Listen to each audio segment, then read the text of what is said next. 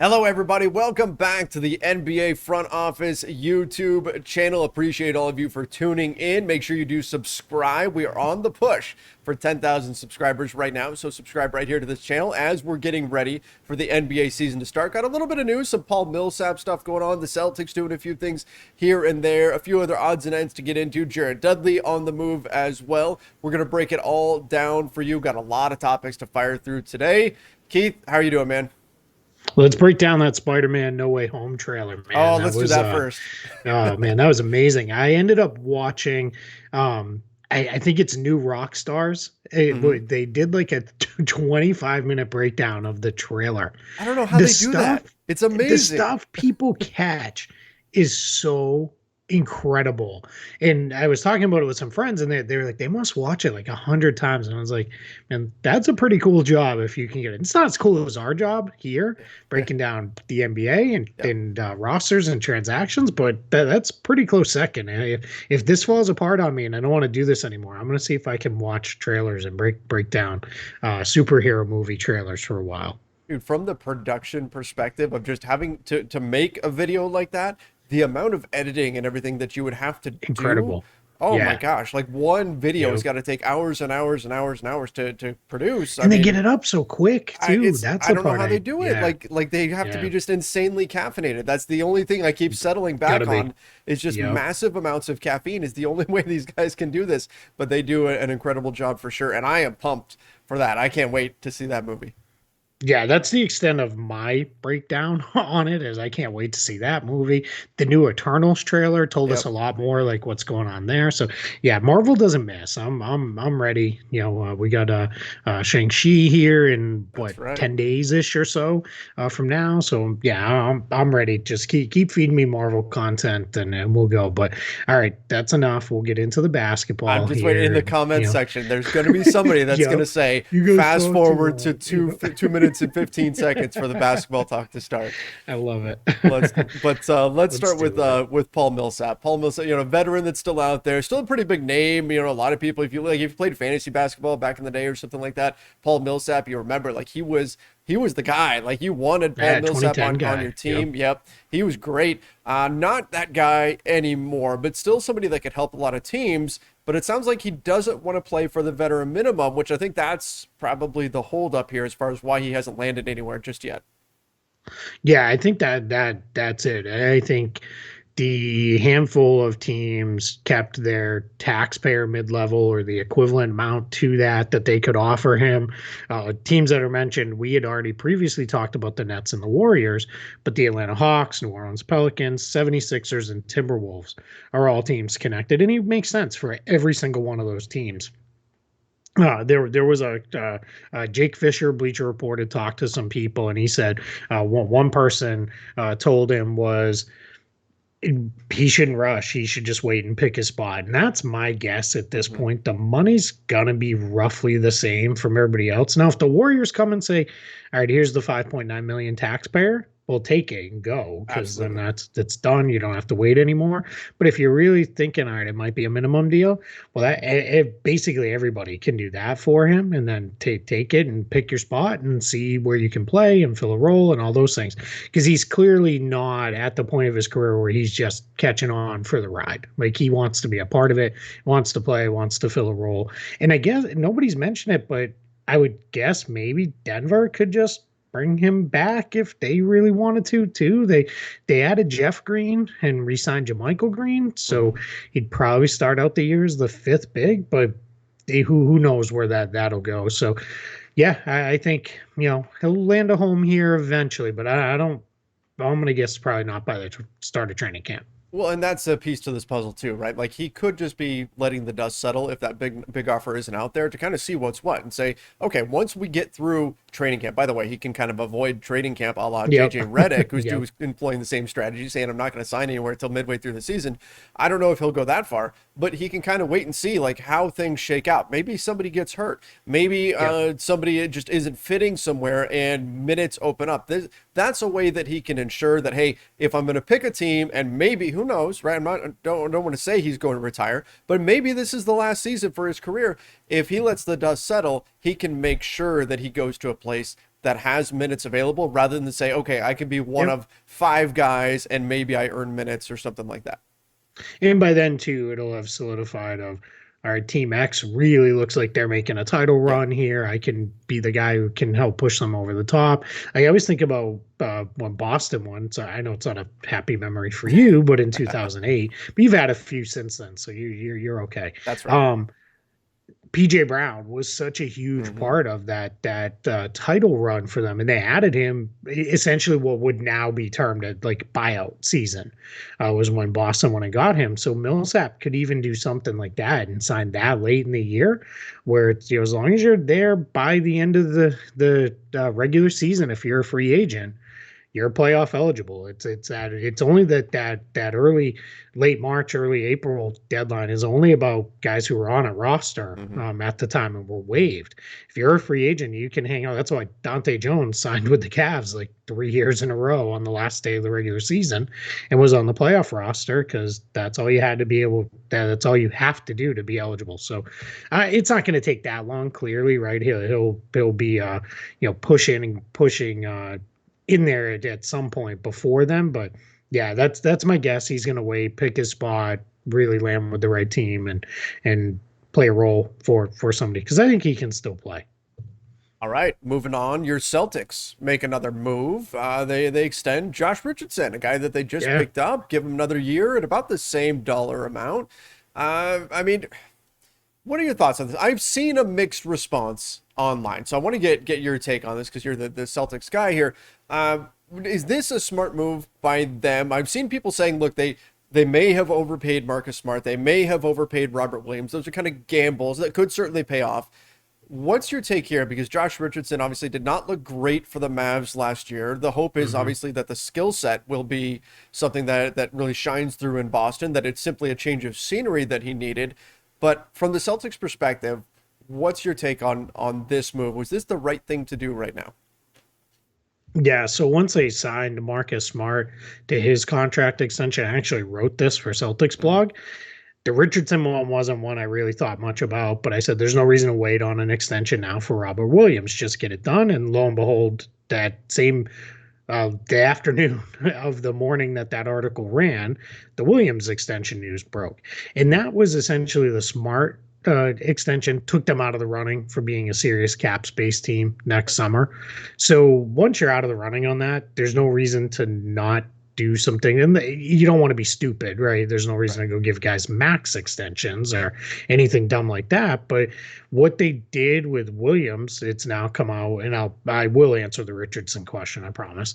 Um, with the Williams extension, it's got about 6 million in bonus money in there that's Okay. tied to games played and team performance and him individual performance. So those are things where you're happy to pay them because means he stayed healthy, he played Hmm. really well, and the team did really well. Um, but right now they're all unlikely because in his career he hasn't stayed healthy and all those other things. So that contract looks kind of better by the day almost with that one. So it's I really without personally those bonuses, just to put a dollar number on it. What was it was a $54 million deal, 54, is so there? it's So about it's really 48. about 48. Okay, Yeah, that yeah. helps. So Sure. 12 million a year for Tim, slightly above mid-level money. Hmm. That's more than fair. Right. I have no issues with that. No options in the deal, no team Right. player options or anything like that. Team options on a rookie scale extension are almost never seen. It just doesn't happen Hmm. because the player would just rather say, I'll just take my chances in restricted free agency. But that one, I think fine. I think my opinion on the smart extension is I think it's absolutely fine. I have no issue with it. I'm very curious to see how he does this year. We've talked about it before, so I won't go on too long about it. But as the primary point guard, really being a guy who's a facilitator versus a second scorer and those kind of things, I think everything will fit together much better for him. And then the last one with Richardson, Yeah. yeah, it seems weird, right? Because it's going to be about $12 million. And it's a little like, why are you putting $12 more million on this guy who might not even be good? He wasn't, like you said, wasn't good in Dallas, Right. wasn't really very good in Philly the year before that. So, but I think for Boston, they're looking at two things here. One is this is optionality because there's no cap space. 12 million for Richardson is not so out of bounds that it's like that becomes untradeable or anything like that. Mhm. It's $12 million. And what they've been lacking the last couple of years was those mid-range contracts. So I think this is an attempt as some of their rookie scale guys get a little bit more expensive in the later years of the rookie scale. So Langford, Neesmith, Grant Williams. You have the Robert Williams extension now signed. You've got Smart on his contract. You got Horford. I think what they're doing is giving themselves the ability to stack salaries together next offseason, this trade deadline, whatever it may be, to go get somebody if someone becomes available. Yes, everyone's going to go to Bradley Beal because that's Mhm. the apple of Celtics fans' eyes right now is go get Bradley Beal, Jason Tatum's buddy, all this stuff. Maybe it's Bradley Beal, maybe it's somebody else, maybe it's something different, maybe it's a sign and trade next offseason for somebody we're not even talking about today. Now, maybe it's a disgruntled superstar X who is not happy as the way his team season plays out. So I think what the Celtics are mostly doing is giving themselves optionality here that didn't exist before, because now you're over the cap, but you're not over the cap with the Evan Fournier situation where it's either re-sign them or you lose them for nothing. And they did create a trade exception Mhm. again, but that's what you were running the risk of with Richardson is you can't, if he was to walk, you can't replace him. Now, maybe you don't need to, but you can't even replace the salary slot. So now what they've done is they've at least locked in that mid-range salary slot, and that gives you some trade options down the line. Yeah, that's exactly the way to look at this. Just for Lakers fans that are watching this from that perspective, it's no coincidence that we talked for years about, is Kyle Kuzma going to get traded this year? Is he going to get traded this Yep. year? That suddenly when his salary jumps up to 13 million, boom, he's traded. That is Yep. not a coincidence. That's the way it went The down. day it was actually 13 Literally million too. the day Yeah. it jumped up, he was gone. Yep. That's you need salaries that are of Yeah. that level Yep. in order to make a lot of Caldwell different Pope. moves work. Yes, Yeah. KCP as well. Yep. And I know we're all hoping Talon Horton Tucker becomes a key rotation player and Hmm. develops and becomes a steal. But if not, what he's going to be sitting on is a nice piece to put into a trade Yep. for, salary matching. And I look at a guy like, I know there's some ups and we don't exactly know what's going on with Marcus Hall. I know that's Right. still kind of up in the air, but I look at it as he's probably coming back because I just can't see him walking away from a ready-made title team and 2.3 million or whatever it is, $1 million contract. But you start looking at Gasol plus Horton Tucker plus Kendrick Nunn. Now you're right around 20 million. There's your salary match if you need to go get somebody Mhm. in season, and you're in a pretty good place to do those things. So I think it's this is what smart front offices do is you start locking up these guys, even if you're going to treat them more as a living trade exception.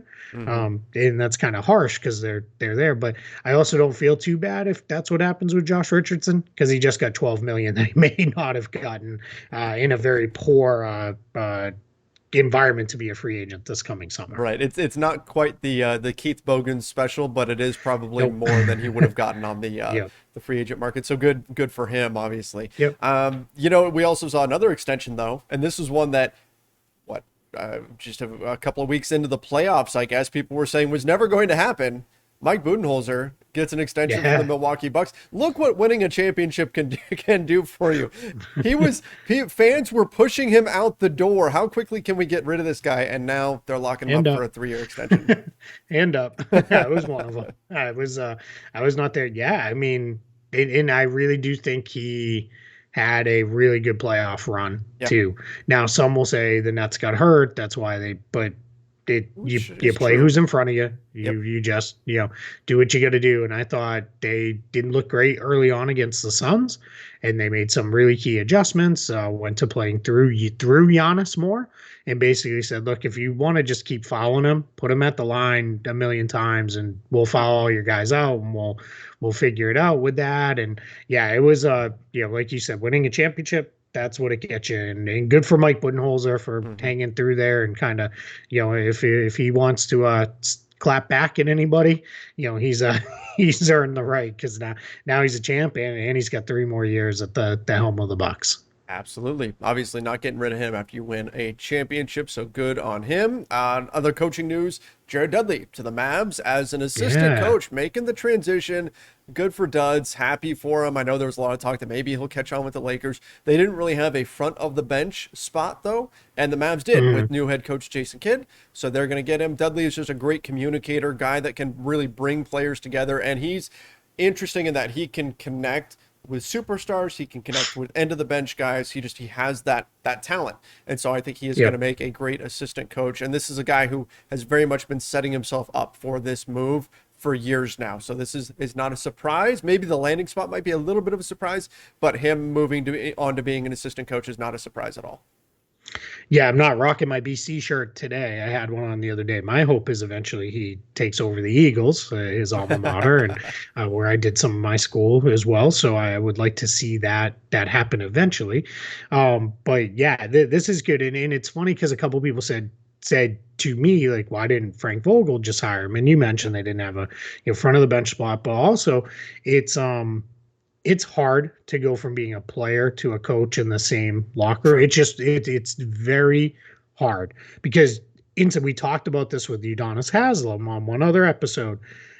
The relationship just changes immediately. You're not in the locker room with them like that anymore. You're not hanging out. You're not doing the dinners. You're not doing that stuff anymore. So it's just very different, and that becomes a little bit awkward. So yeah, I think for him to go with a guy he's familiar with Jason Kidd, to a team where I think he can really help out guys like Luca, even Porzingis, and those kind of guys. I think he's got just a perspective he can kind of give, because I think with Jared Dudley too, what gets missed is he at one point looked like he was done in the Yep. NBA early in his career, and then he caught on with the Suns and rebuilt his body, got himself in a really good shape, and then it looked like again a few years later like he was going to be done, and then he turned into this guy that everybody wanted to sign to be on their bench at the end of the year. So, and I get it from the Lakers perspective. I think if they had more definite depth that they knew 100% was going to be fine, you can give him your 14th or 15th roster spot. Yeah. I think they need to look at guys who just you need to be certain they can play 50, 60 games if you need them to. And I'm not sure sold that that's Dudley at this point in his career, but and like you said, he's been looking to make this transition for a while. So this is great. And I bet he is either going to be a head coach within 4 or 5 years, or he's going to transition to running someone's like moving his way up the front office ladder. He has talked I about could see that. him on that side. He's Yeah. talked about how he either wanted Yeah. to be in the coaching tree and wanted to go that route, or he also wanted to keep his option open to be a GM. Right? That I was don't know the if you can other. hear our little guy. I didn't hear Our little guy Tatum is he's letting his presence be known here. it. My wife just got home, and he did the one of the other ones started, so he's like, oh, we're barking. I'm gonna do that too. So He's a very whatever big the fan big of Jared dogs Dudley do, coaching. that's it. Yeah, whatever the big dogs do, he wants to do too. So Um, he's letting it fly. But yeah, let's go to. I guess there was a little bit of a trade rumor coming out here. Jeremy Lamb potentially on the move by yeah. the Indiana Pacers. $10.5 million expiring contract this coming season. They brought in Chris Duarte. They already have Karis LeVert in there. So question in terms of how many minutes are really there Yep. in Pawnee to give him. So it makes a lot of sense. I always have to. I have to. I love that love show too much to not reference that. So good. But yeah, I mean, look, it makes sense for them to move him. It's a little late in this kind of transaction Yep. period. I'm not sure what teams are going to be interested at this stage. A lot of guys a lot of guys are locked up at this point because they can't be traded till December 15th. So that's going to limit your options. But the report also suggested that, look, Jeremy Lamb, he had a lot of injury issues last season. So a lot of teams are saying, well, we're interested, but we want to wait and see if he's healthy first. So maybe this is a guy Yep. just to keep an eye on, and we'll see him moved mid-season. Yeah, he got back about late January. He came back. So when he came back from that injury with the Pacers after in 2020 he tore his ACL.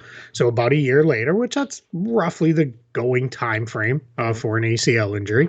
And yeah, he was a little rough last year. So we'll see where he looks better this year. My guess is this is when we talk about this a lot. Who does this benefit to put this out there? And Mhm. I think this is one that benefits both the Pacers and Jeremy Lamb because it starts saying like, hey, there's teams who want him. I think the article, which was by Jay Michael of the Indy Star, who Yes. has proven to be pretty well connected to the Pacers Yep. and their players, he said the Lakers had reached out. Makes Mhm. sense, right? Now, was that the Lakers reached out in the end of July when they Big hadn't built difference. their Yeah. bench out yet? Right. Yeah, or was that recent? Because also he makes $10.5 million. That's how do the Lakers get there? Like that, that's a little odd. But he also mentioned Charlotte Hornets, where Mhm. Lamb had played previous. They could actually maybe use another wing scorer. They don't have a lot of guys in that role where the Pacers do. I mean, you mentioned Levert and Chris Duarte, but they signed Torrey Craig. They still Yep. have Justin Holiday on that team. TJ Warren still plays quite a bit at the three for them. So that's a team they've got an awful lot of guys who play that same position. So that says to me, I bet Lamb gets run early in the year as a Duarte is transitioning into the NBA, and Lamb is showcased for a move down the line.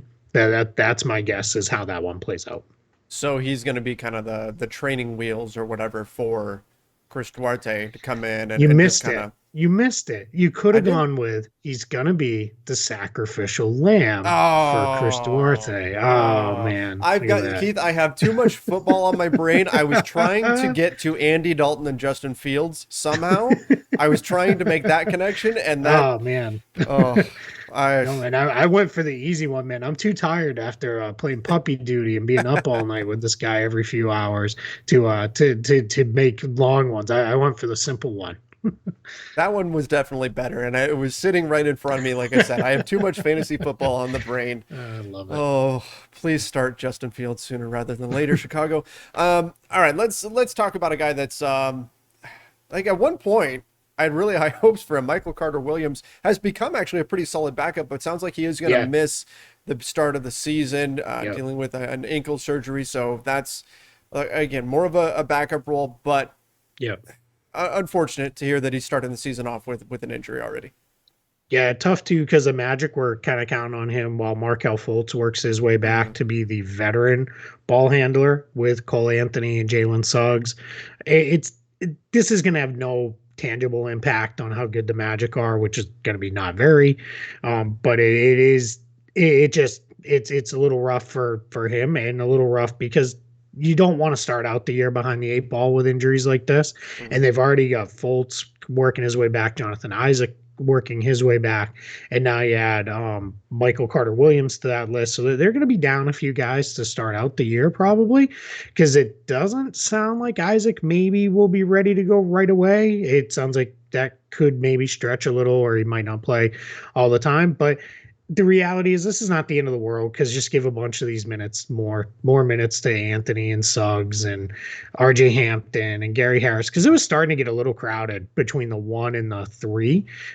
This is a team that they're gonna have, how do I put this? There a lot of stuff is going to shake out for them over the course of this year Hmm. and into next year with who are the guys Right. for this team because there's just an awful lot of guys on the same types of contracts and those kind of things. So yeah, but it's funny because I made this point to a good friend of mine the other day as I said, they're going to be really really bad, but I am way more excited to go to Magic games than I was to watch a team I knew their ceiling was maybe the fifth seed if Right. everything broke right. Because I mean, and I'm now attached because everybody, if you're new to me, uh, Jonathan Isaac is one of my favorite players in the entire league. I absolutely love him. I think he could win Defensive Player of the Year someday.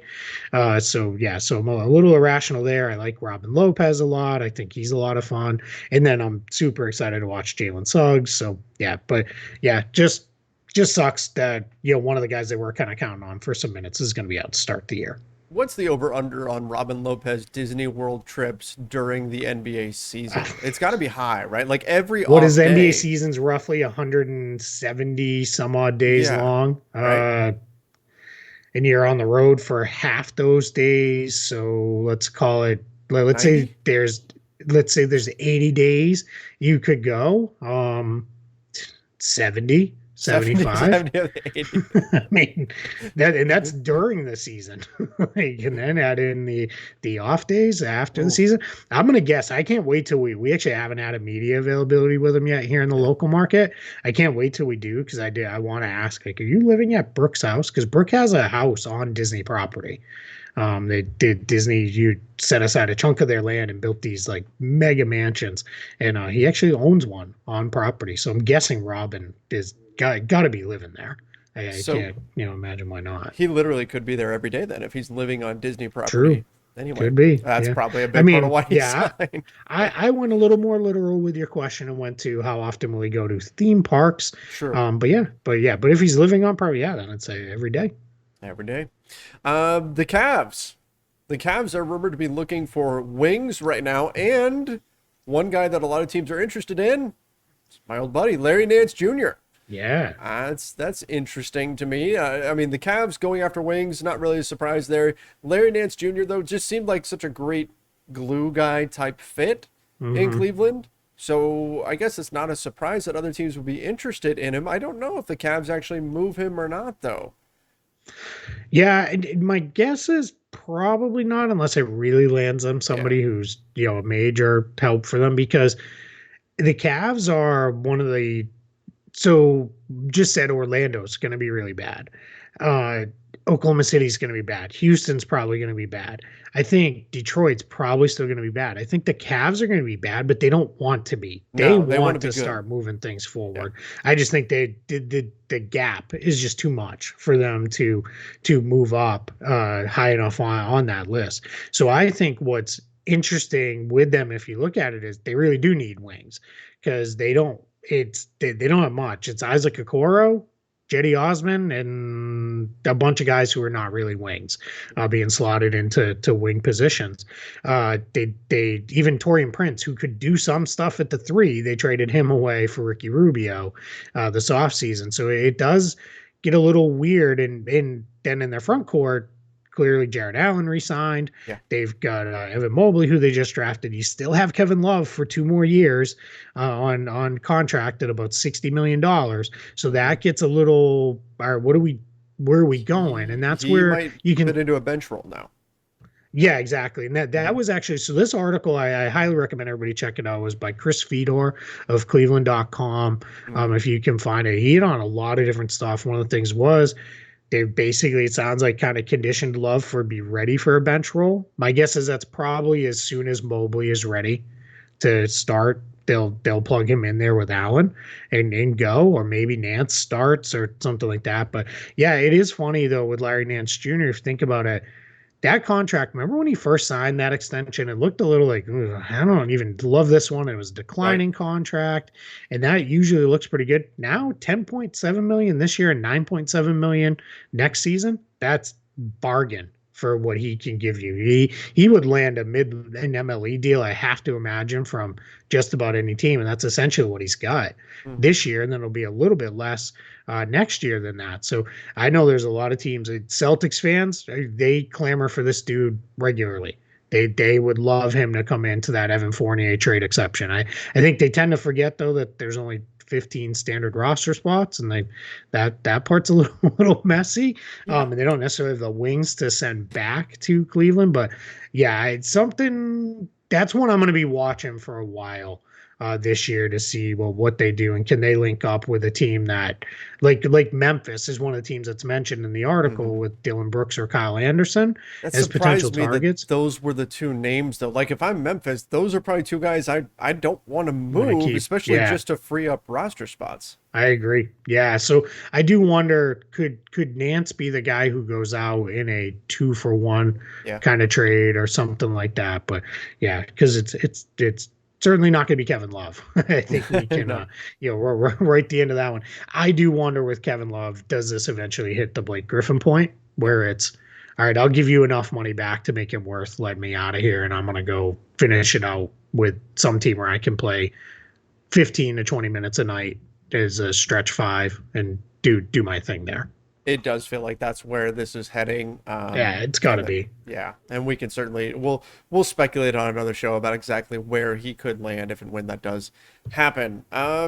Last thing for today, De'Aaron Fox, happy being a Sacramento King for the time being here. The Kings are a team that they're looking to break that playoff drought. I believe it's the longest in the NBA now.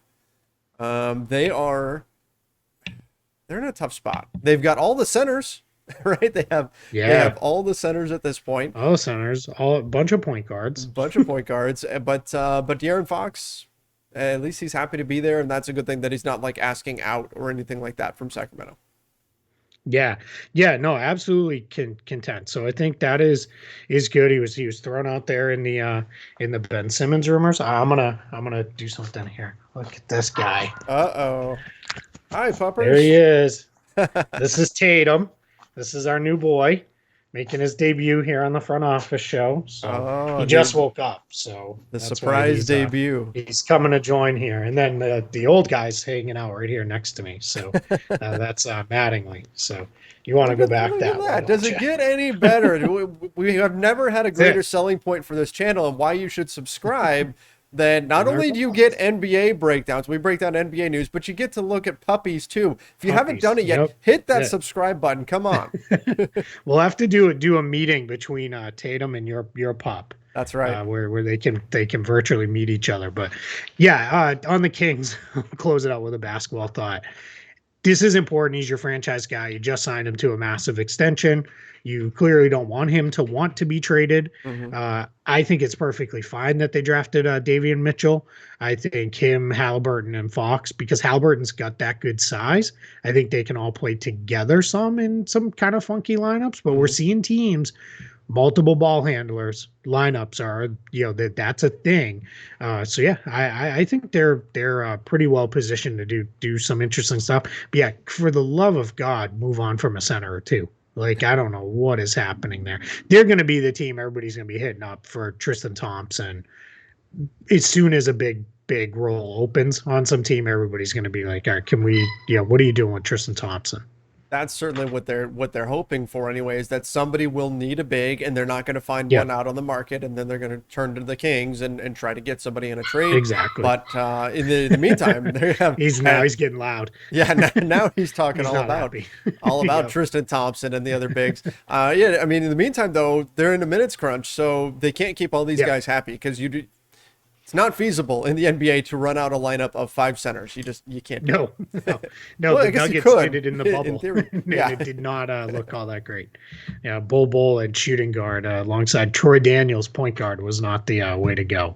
So it's just something's going to have to give there eventually. I didn't really fully grasp why they guaranteed Damian Jones contract when they did. So, but they did, and whatever it is, it's done. Speaking of contract guarantees, Jalen McDaniels, the Hornets, becomes fully guaranteed today. That'll happen. He's shown enough there for them to fully guarantee. Terrence Mann of the Clippers, they did that early, so that's already been done. Jabari Parker got $100K guaranteed yesterday. There was a little bit of a watch because he's somebody that looked like the Celtics might have moved on from him before he triggered any kind of guarantee. And then a couple at the end of the week, Alize Johnson from the Nets, $100K guarantee triggers on Friday, and Anthony Tolliver of the 76ers comes fully guaranteed. I'm going to guess Anthony Tolliver they wave by to him. I don't think he's gonna make it to that date. That is my guess. They're just Phillies over the tax, and that'll give them a little more wiggle room if they move on from Tolliver. But yeah, so those are just some things to keep an eye on here. It's a lot of teams filling out their camp rosters now over the next few weeks. That's what'll happen. So we'll start to see a bunch of guys when you and I tweet about them. We'll get the who responses, right? But these guys are guys who are going to go to camp, and most of these deals will be designed around trying to get guys to the G League. Right. Yeah, and that's what we're going to see happen with a lot of the moves that take place in the next few weeks here.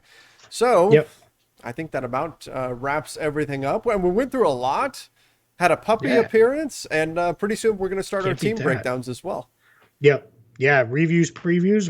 I don't know what we call them, but they're both. So we'll start in on those too, and then we've got a lot of cool stuff planned for you guys going right up to the season. We're going to continue to go in season as well. Trevor and I are working with some of our partners to brainstorm ideas and all sorts of fun stuff. But if there's things you really want to know about or see us do and those kind of things, drop it in the comments because we do check those out. We are happy to steal your idea and give you all the credit that you deserve on the show. If you are the one who kicks us an idea that we had not already thought of, we're happy to give you a shout out on the show. That's the extent of what you're getting out of us. Maybe someday we'll have front office goodie bags and swag we can throw your way, but right now it'll be a hearty congratulations and thank you to YouTube user XYZ. That's right. That's right. That's going to be the extent of it for the time being, but maybe that changes in the future. Maybe. All right, guys, let us know your thoughts in the comments down below. Don't forget to subscribe right here to the NBA Front Office YouTube channel. Of course, like this video and turn on those notifications as well. Till next time, stay safe and see ya.